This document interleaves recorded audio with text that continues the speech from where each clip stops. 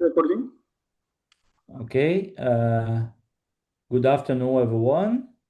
So for us, it's a great pleasure to have here Professor Lars Gruene. Professor Lars Gruene is a full professor of applied mathematics and head of the chair of applied mathematics at the University of Bayreuth.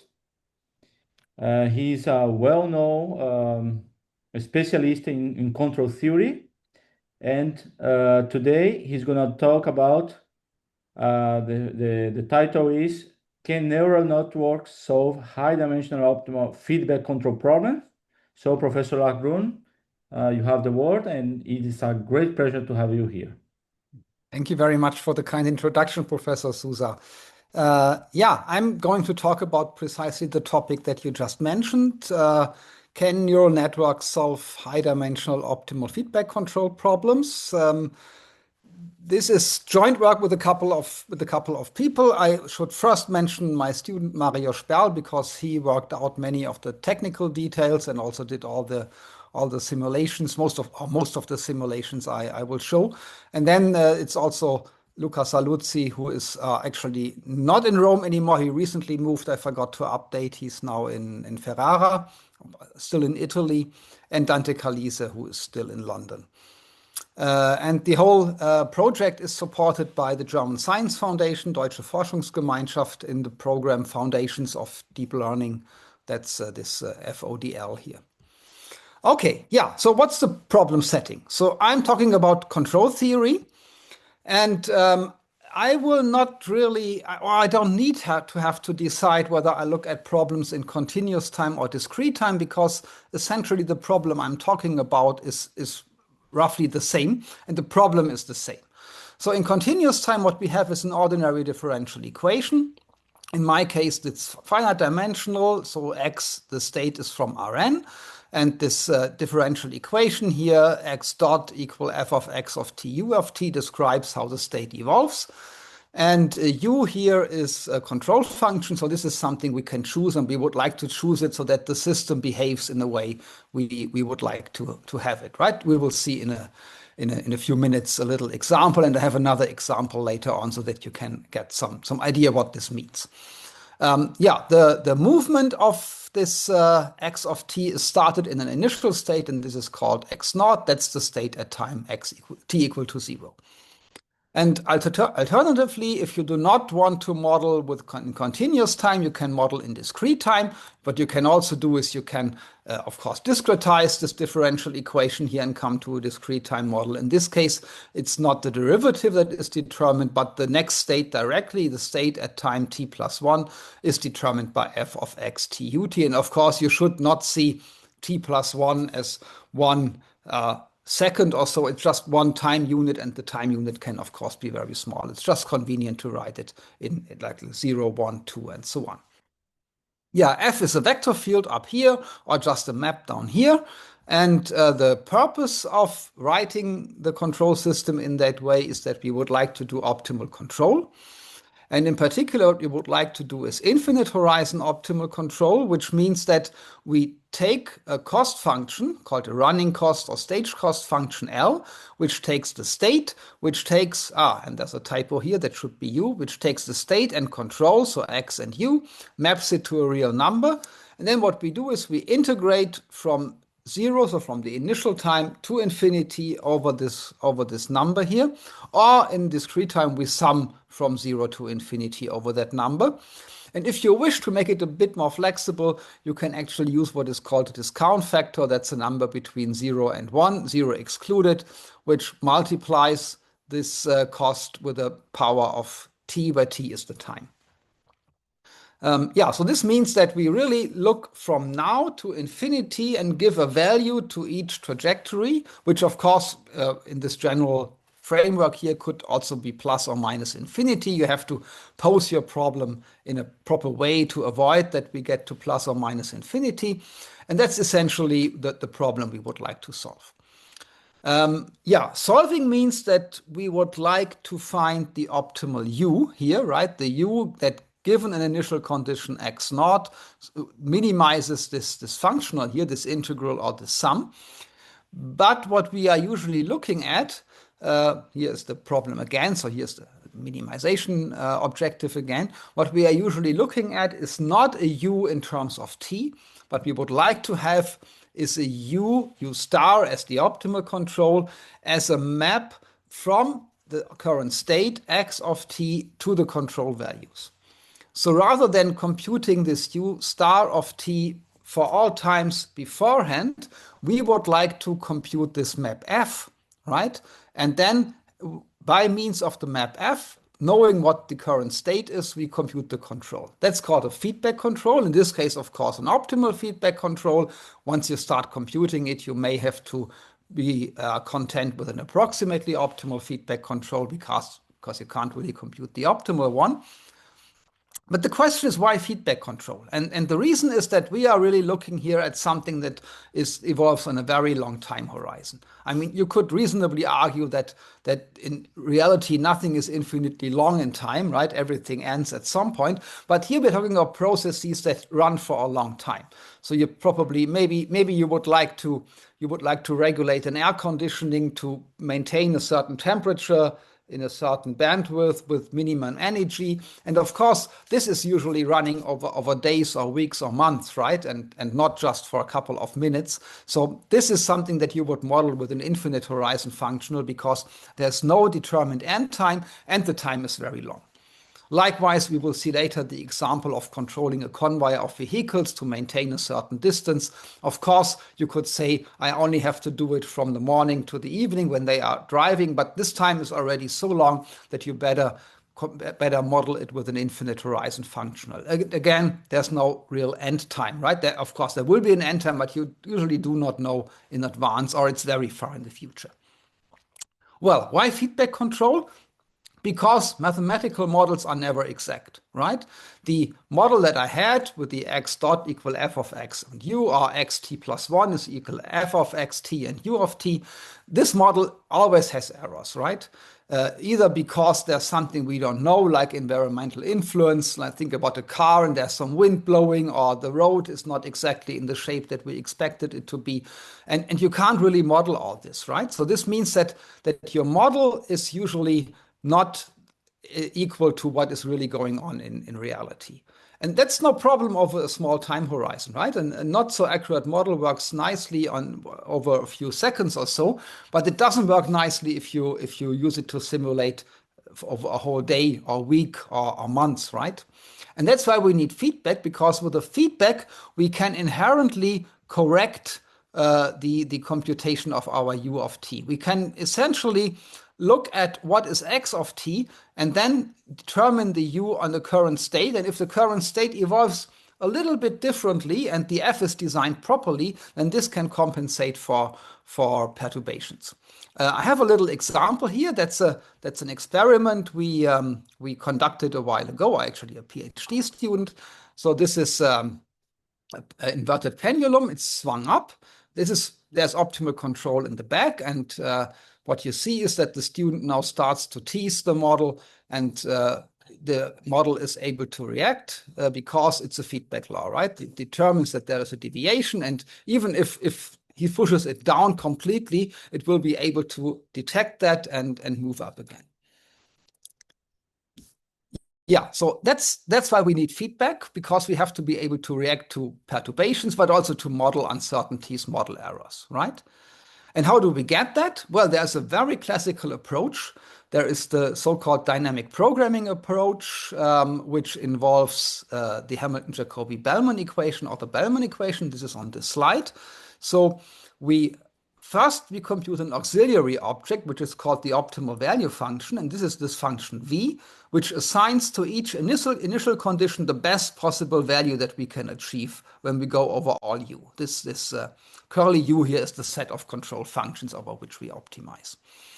And it is known since the times of Richard Bellman, that this was in the 1950s, that this function here for the continuous time model satisfies a first-order partial differential equation, which is this one, the Hamilton-Jacobi-Bellman equation. And in discrete time, it satisfies this kind of functional equation where v with different arguments appears on both sides. They are structurally similar, as you see, and in both cases there is this discount factor involved, here directly with the beta, and here with this delta, which is the negative logarithm of beta. And then, wait, maybe some of you have heard about reinforcement learning, which is like a computer science approach to computing optimal value functions or solving optimal control problems. And they would usually not look for the v, they would look for the q. There's a good reason for that, which I will explain a little later. But in principle, it's just the same. Also for q, you can write down a certain functional equation that you have to solve. Well, and now if you know v, and I should have added this on the slide, if you know v, then you can actually compute the optimal feedback law in a rather straightforward way. Essentially, all you have to do is you have to look at the minimizing u of this right-hand side, and for each x, this minimizing u will give you the optimal feedback value that you have to insert. There are, of course, technical difficulties. If you are in continuous time, this may not lead to a map where you can establish existence and uniqueness for the solutions if you plug in the feedback. But this is something that can be overcome. And in discrete time, you have no such problem at all. Right? So message is, once you know this optimal value function, you can get the feedback law. Now, the problem with that approach is, and this was already clear to Richard Bellman himself when he did this, the so-called curse of dimensionality. So most common numerical methods for computing V, and these are finite difference, finite element, finite volume, mesh-free collocation methods, so all kind of numerical methods that are employed for solving partial differential equations have been employed here. They suffer from what is called the curse of dimensionality. And this means we have an exponential growth of the computational effort in the state dimension. So if you think, for example, of storing the values of v at grid points in an n-dimensional grid, and n is the space dimension, then you immediately see if you have a certain number of grid points per dimension, then the number in Rn that you need is this number of grid points to the power of n. And if n is in the dimension of hundreds or thousands, well, no way to store that, right? Even to store that, right? We're not even talking about computing. And now what many people, particularly from the reinforcement learning community, claim is, aha, no problem, you with your old-fashioned methods, we just apply neural networks as approximators for V. And this is something that was already 10 years ago very much advocated by people doing deep reinforcement learning, and I will recall what that is in a few minutes. And the research project that I wanted to post then, and actually post and then started, is this really true? And what you very easily see, and I will come also to that in a bit more detail in a few minutes, is that in general the answer is definitely no, because also for neural networks, the number of neurons, which determines the number of parameters that you have to determine, which you need for approximating an arbitrary function, grows exponentially in the space dimension. So the curse of dimensionality is not generally removed if you use neural network. That's a common misconception. But if the function that you want to approximate, and in this case this is this optimal value function v, has suitable structure, then the answer may be positive. And the goal of this talk is to give a positive answer under suitable conditions where we use methods from distributed optimal control. Okay, yeah, that was kind of the talk in a nutshell, and now we go into more detail. Here's the outline. I will first tell a little bit about deep neural networks and deep reinforcement learning. Then I will talk about the function class that we will use. These are the so-called separable functions. Then I will tell you a little bit about distributed optimal control, what this has to do, and then we put things together. I will talk about decaying sensitivity. This is something which has been, well, discovered only quite recently in a rigorous way, which is surprising, but that's how it is. And then I will show you how we construct separable approximations, which then are the functions that we can approximate very well with neural networks with little effort. Okay. deep neural networks, we want to use them as approximation architecture. What does that mean? Well, this means that we would like to express the approximate function here. So V is what we want to compute, and the approximate function is this W as a neural network.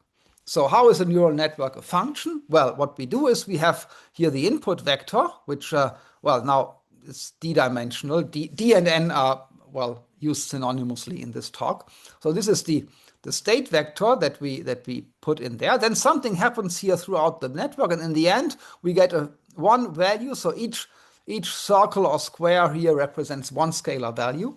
We get one value which for this input vector approximates v of x.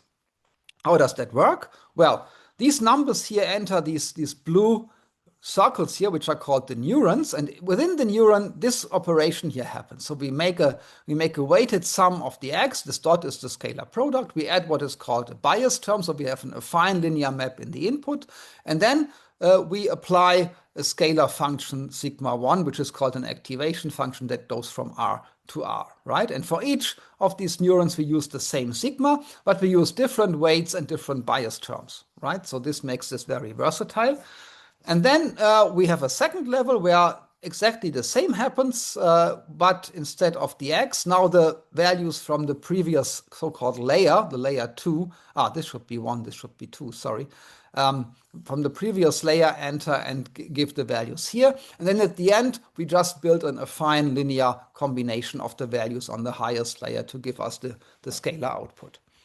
Yeah, so these W's are called weights, and A is the weight up here. Dot, as I said, the scalar products. These are scalar parameters called bias terms, and these are the activation functions, and they can have many different forms. So they could just be linear functions. They could be what is called the ReLU. This is the maximum between R and 0. The graph looks a bit like a hockey stick. This is a smooth version of the ReLU, and this is what is called a sigmoid function, this 1 over 1 plus e to the minus r. That's also something that is quite common.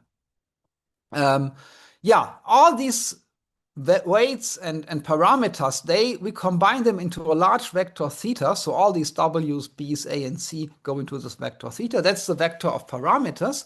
And what we want is we want to find a theta a theta star such that the neural network here as a map from x to w with fixed parameters approximates the function that we look for very well. Okay, how do we find such a theta star? This is the process of training a deep neural network. Well, what we do is we usually have a loss function, which is of that form, and we have data. And then what we do is we minimize this sum of the loss function over all the data points that we have. And the minimizing theta is then the theta star that we would like to find. And the loss function somehow encodes what we want from the network. And in the simplest case, okay, sorry, I forgot this line. Minimization is usually done via an algorithm that's called stochastic gradient descent. I'm not able to go into details here. Yeah, the simplest case is if we know what we want to approximate. So if we know for each data point xj what the function w should actually output, right? So for each xj, which is a vector, we know the function value zj, which is a scalar. Then we have a simple regression problem, and we can choose this L simply L of w and z as w minus z squared. So that's now a least squares problem, right?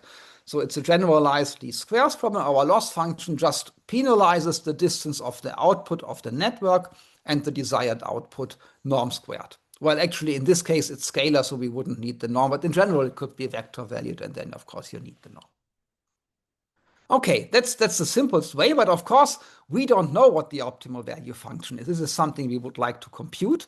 And what you do then, and this is called supervised learning here. And what we do then, and that's the reinforcement learning, we would like to either approximate V or sometimes also the Q by a neural network function. So this is now the output of the neural network. And then in discrete time, one could, for example, use the following loss function, which is this term here. And what this does is, well, this is simply the residual of the Bellman equation, right? So if the Bellman equation is satisfied by v and n, then this would be 0 for all x, right? And then we take this scalar value and we square it and take this as the loss function for the data xj. So we try to minimize the residual of the Bellman equation, which means that if we do that for many, many data points, hopefully we find a function which satisfies the Bellman equation very well, also for outside the data. So the loss function penalizes the violation of the Bellman equation in the data points. Okay, we could do the same for the Q function. I'm not going into detail here. So this is what how the loss function would look if you are going for Q rather than for V. And if you are in continuous time, then of course you have to use the Hamilton-Jacobi-Bellman equation for that, and you penalize the violation of the Hamilton-Jacobi-Bellman equation. And that's very similar to what people do if they use PINs, physics-informed neural networks, which is the neural network architecture and neural network approach to solving PDEs numerically. And that is very much inspired by that. The trouble is that we have this inf in here, right, which makes this loss function really difficult. So we minimize over something which already has an inf over another variable in there. And so the minimization of these loss functions is a hard problem. And this, of course, has been realized.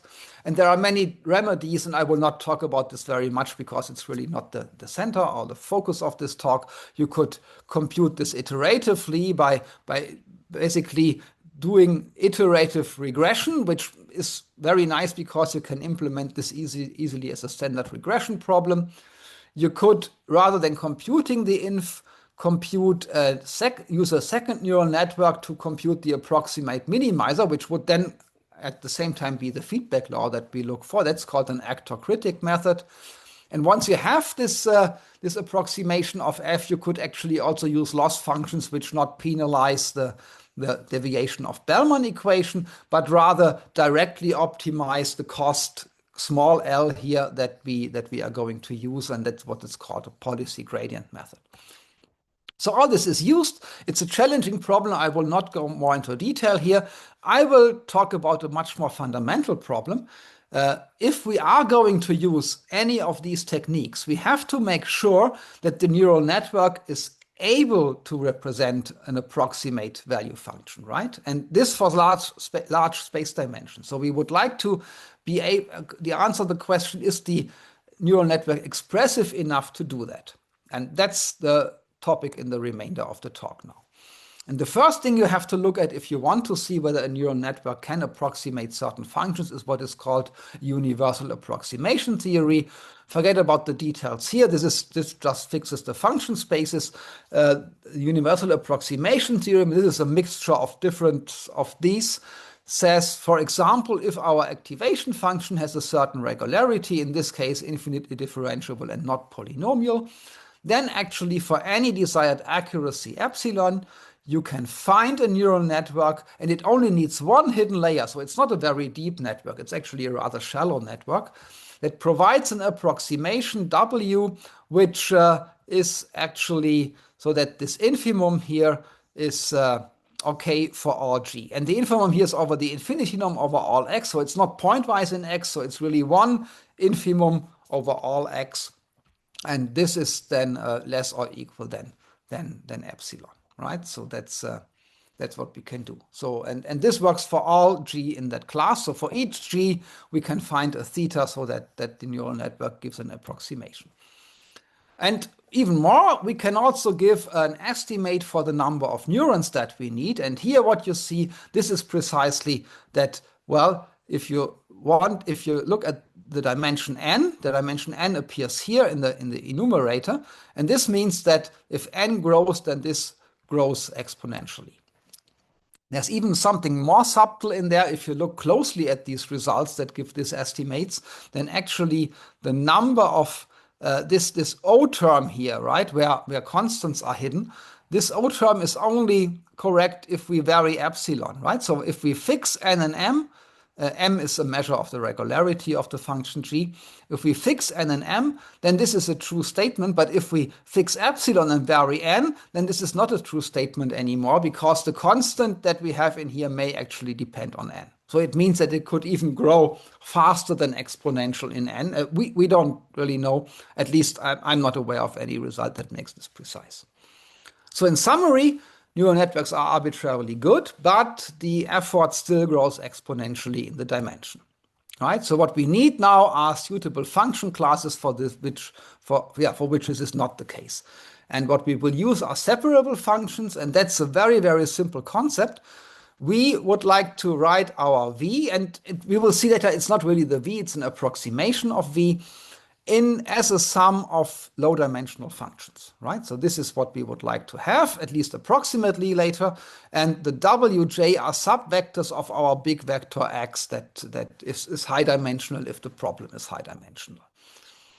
And then what we can do is a very simple trick. We can actually approximate the individual vj by smaller subnetworks, which are these gray areas here. And then if we can somehow ensure that the size of the dimension, the size of these vectors is independent of the overall dimension, then if the dimension grows, we only need to increase the number of these gray blocks, but not the number of neurons within these gray blocks. So then we can apply the universal approximation theory separately in each gray block, and we can prove that actually these kind of functions, where now of course vj must have the regularity that g had before, can be approximated on k with any accuracy with a number of neurons growing only polynomially in D. Right? And more precisely, the statement is the required neurons depends on epsilon to the power of minus d max, and of D in this case. So you see that D is here, but this is not something to the power of D, it's D to the power of something, so it's a polynomial dependence, right? And this d max plus 1 is actually d max is the maximal dimension of the vectors that go into these into the constituent functions of the separable function. Okay, now how can we ensure that an optimal value function is at least approximately separable? And this is where distributed optimal control comes into play. So let's first assume that our control system itself can be decomposed into S subsystems. So these are the states of the subsystems these are the states that Zi, right? I goes from 1 to, this is not consistent. S, Q and S should be the same, of course, right? So S or Q subsystems. And of course, the right-hand side of each subsystem may not only depend on the state of the subsystem, but also on the other states, right? And this is what this vector here expresses. And then what we can do is we can express the interconnection that is somehow hidden at the moment in the Fi using a graph. And here we use an undirected graph. And what does it mean? Well, whenever, say, a Zj appears really in the formula of Fi, then we have a connection here, right? So that means an edge from Zi to Zj indicates that either Fi depends on Zj or Fj depends on Zi, right? One or the other. And then what we can do is we can define the distance between the two subsystems via the graph distance. That's the shortest path from one node to the other. So for example, if we look at, in this graph, at the distance of subsystem 1 and subsystem 11, then we have 1 here, and we have 1, 2, 3, 4 hops. That's the shortest path. So this means that the distance is 4. Likewise, the distance between subsystems 2 and 6 is 2.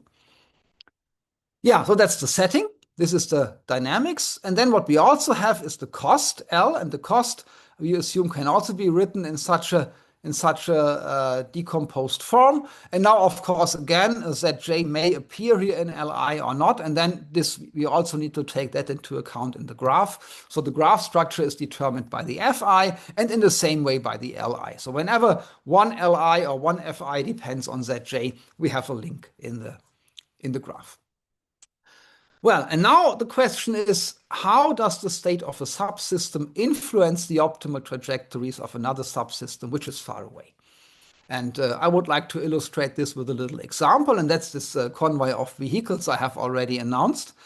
So what is known is that if the controller of such a convoy is ill-designed, then actually a small perturbation here, for example, if this first lorry would have to brake, then this can really amplify. It's like an accordion, right? So the perturbation really gets larger and larger through this chain of vehicles. But if we use optimal control, then actually the perturbation will decrease quickly. And what we did is here we set up a very simple linear quadratic model. These are optimal control problems you can solve in very high dimension using numerical techniques. So every truck here, every vehicle is just a double integrator, and we minimize the functional that penalizes the distance to the reference for the first vehicle. It penalizes the distance, the deviation of the distance between two vehicles. It should be capital L, and if it's violated, then this is a term that is penalized. And we have two regularization terms that makes sure that everything is so regular that we can employ these solution techniques that I have told you about. And then what I have done is I have computed the optimal solution for 100 vehicles, of which I show the first 5. And what happens is at the beginning we have a perturbation. So the first car had to brake, is now way behind the position it should be, and slowly catches up. Now, what does the second do at this point, right? Say at this point, it realizes, oh, this guy is way too close. Well, it brakes to some extent. It goes a little bit back to keep the distance, but it doesn't do very much because it realizes that the other car is already on the way back to its true position where it should be, right? And the next one is doing even less braking, and the third one, the fourth even less, and the fifth even less. And if you look at the velocities, you see the same, that a perturbation that is large for the first car gets smaller and smaller as you go through the graph from one vehicle to the other. So the perturbation really fades out, and that's not coincidence. That's really a property of optimal control problems. And this is what I know by decaying sensitivity. So how sensitive the individual subsystems react on a perturbation depends on the distance from where the perturbation happened. And here's a concrete statement, and this is for such linear quadratic optimal control problems. So we have linear dynamics and quadratic cost. And then what is known is that the optimal value function is itself a quadratic function, and the optimal feedback law is actually a linear function. It's just a matrix K times X. And then what really to my surprise has only been found out in a paper from 3 years ago is that under suitable uniform stabilizability and detectability assumptions, which I will not have the time to explain, we can really show that this block Kij, and that's the block that maps the state of the ith subsystem to the control of the jth subsystem, that this is bounded in matrix norm by a constant times rho, which is less than 1 to the power of the graph distance. Meaning that the influence of a perturbation in system I on the control of system J decays exponentially with the graph distance, and rho here tells us how fast it goes down, right? And what we were able to show is that at least on suitable graphs, this also implies that the corresponding block in the P matrix here has the same exponential decaying property. So the P matrix is large if I is equal to J, and gets smaller and smaller if I and J are further and further away from each other in the graph. Okay, and this is what is called the exponentially decaying sensitivity. Okay, how can we use that to get separable functions? Okay, the idea is now we approximate V by a separable function, and the constituent functions are now called psi, KL. L is the number of subsystem states that we have in here, and K is a counter that just counts their indices. And this is now the WK in my notation before that determines the input of the argument of one of the subfunctions here, right? Of the kth subfunction. So each WK then has a dimension that is the sum of the dimension of the states of the subsystems. And this means that if the size of the subsystem states and this number L here, the number of arguments, are bounded independent of D, then the complexity theorem applies, and we can do approximation by polynomially growing neural networks. And just to make this point clear, it's in general both unrealistic to expect that we can get an exact separable structure, right? So this is something which would be nice, but it's not possible. We can only get an approximate. So we get an error, which I will describe in a minute. And it's also not realistic to assume that we can choose subfunctions that only depend on one state, right? So if you look at all subsystems separately and just add up a function, you will not be able to capture coupling behavior which is there and which needs to be taken into account if you want to solve the optimal control problem. Okay, yeah, let's assume for the moment that we have a very simple graph structure as in the convoy, which was essentially like a line, so that the graph distance is just the difference between the two indices. And then what we can show is that the decay of these blocks in this Pij matrix implies that this difference is very similar to that difference. And what distinguishes these two differences is that here we have all the arguments in here, while here we replace everything after the k plus lth argument by the zero vector, right? And this doesn't change this difference very much. And then we choose exactly this difference here as the psi lk, and then you can show that you can actually approximate the true value function by this approximation. So we have a constant offset plus this sum of low dimensional functions.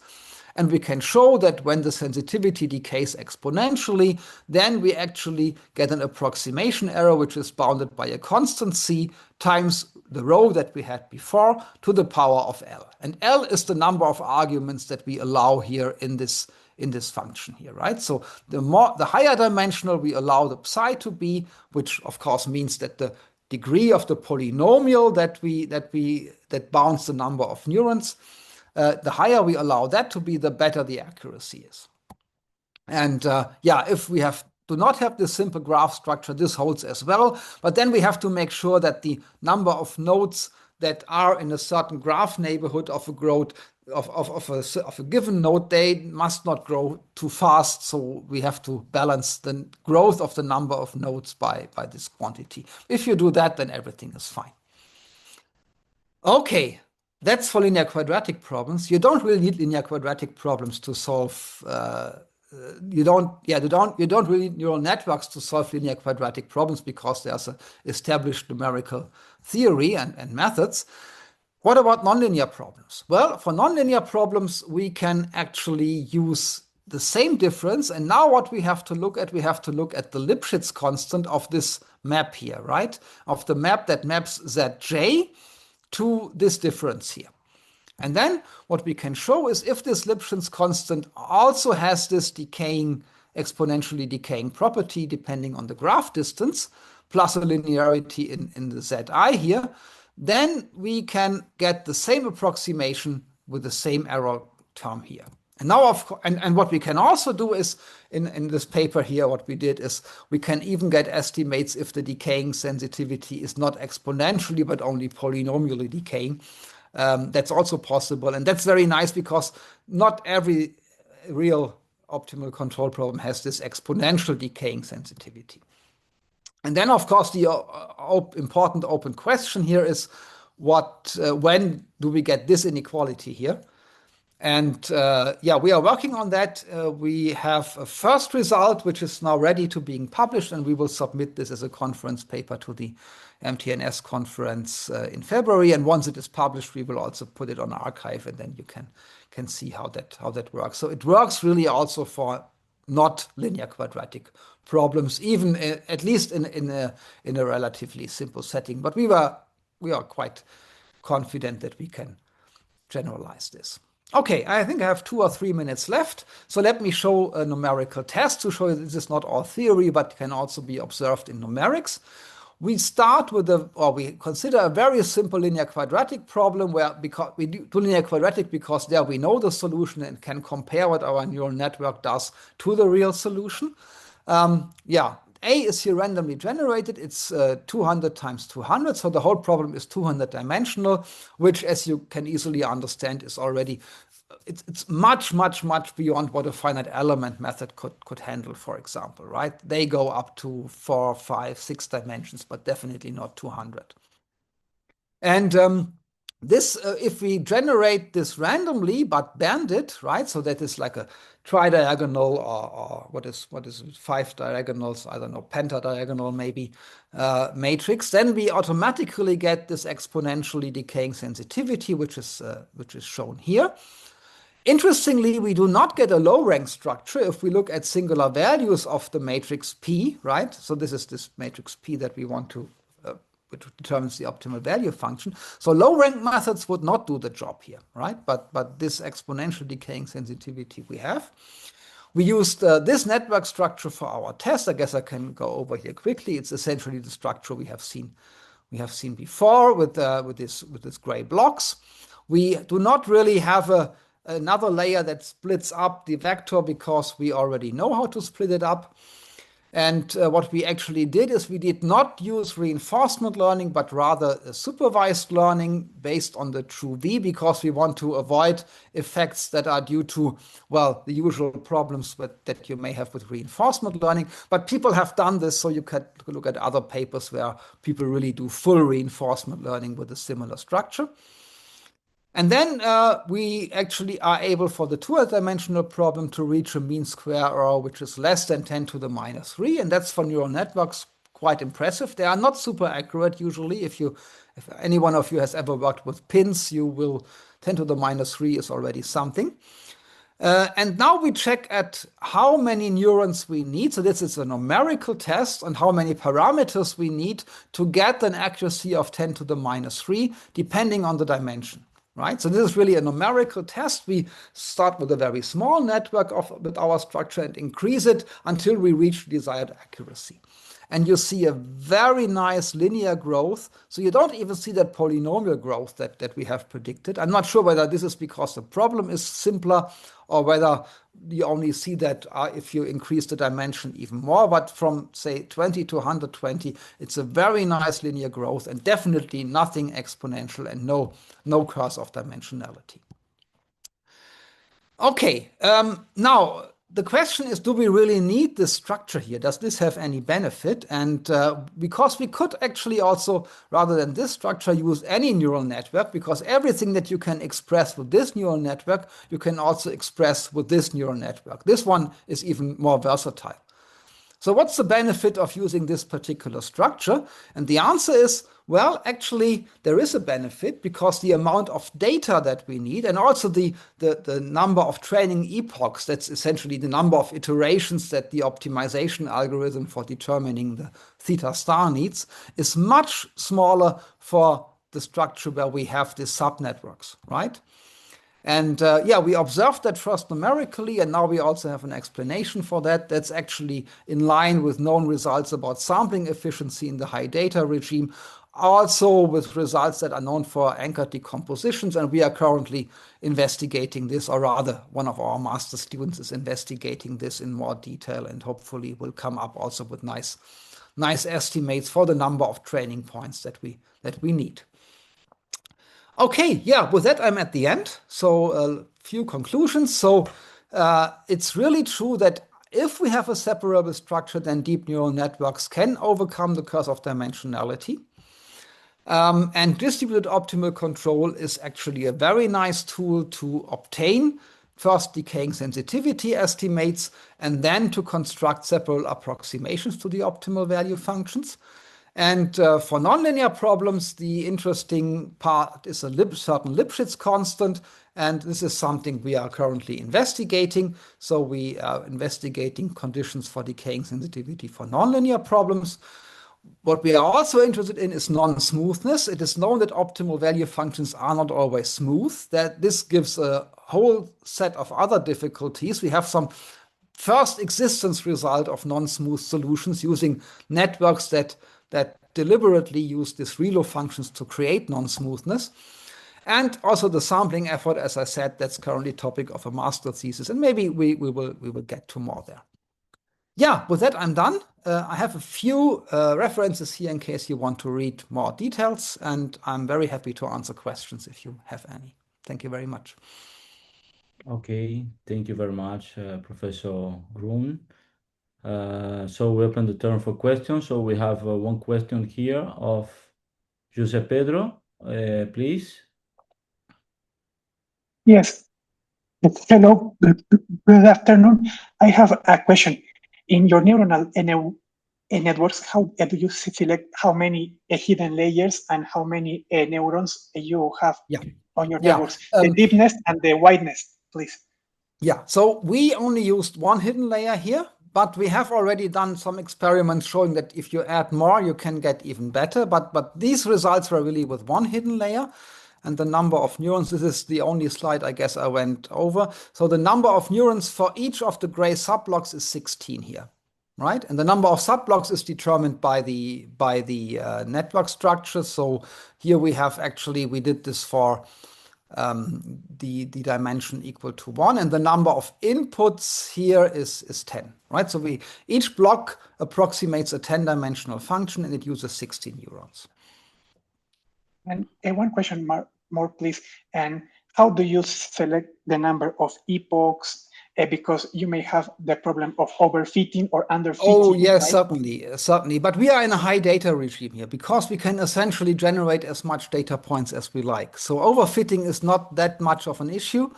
And the number of epochs, we simply iterate until so we have a training data set and a test data set, and we choose the number of epochs so that the test error is below 10 to the minus 3, as I mentioned. And if you would like to see more, all the data is in this paper here in the SIME Journal on Control and Optimization, that one here. So there you see really all the specifications. Okay, thank you very much. You're welcome. Yes, good afternoon. I would like to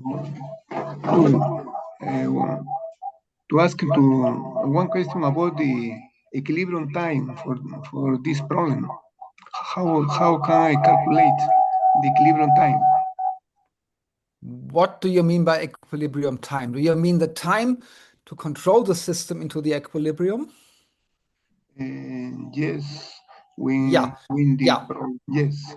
Yeah, that's a very good question. Again, something I went over quickly because this is hidden here. Wait a second. This is hidden here. We have this uniform stabilizability and detectability assumption. And the uniform stabilizability part is precisely determines not the time to get to the equilibrium, but the exponential rate. So how fast we can go exponentially. I guess I have to show it like that for you. Right? So how quickly we can approach this. We don't need to be able to reach it in finite time, but we have to be able to reach it exponentially fast.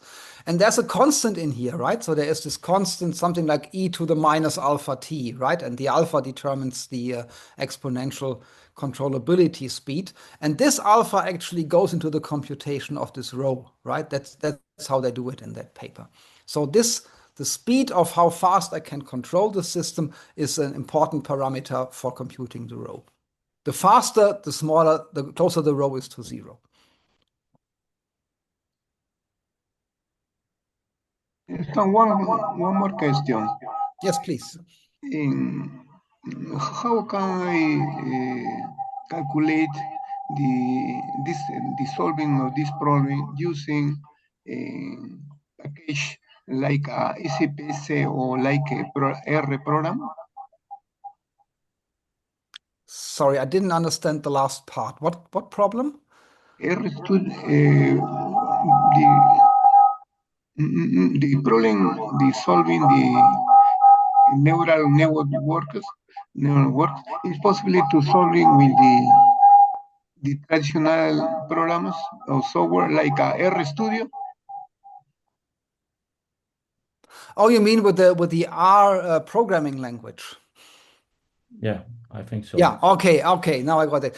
I have no idea. I don't know R very well. We used TensorFlow here, so the Python package, which is like a standard package for solving for computing neural networks and training neural networks. Okay, thank you very much. You're welcome. Okay, so thank you very much, Professor Gruene. We need to stop now. So thank you very much for your very nice talk. You're welcome. Thank you very much for the invitation. It was a pleasure. Yes, for us And also. I hope to meet some of you in person at some conference in the future. Yes. Would be great. Me too. Okay. Okay. Thanks, Lars, for your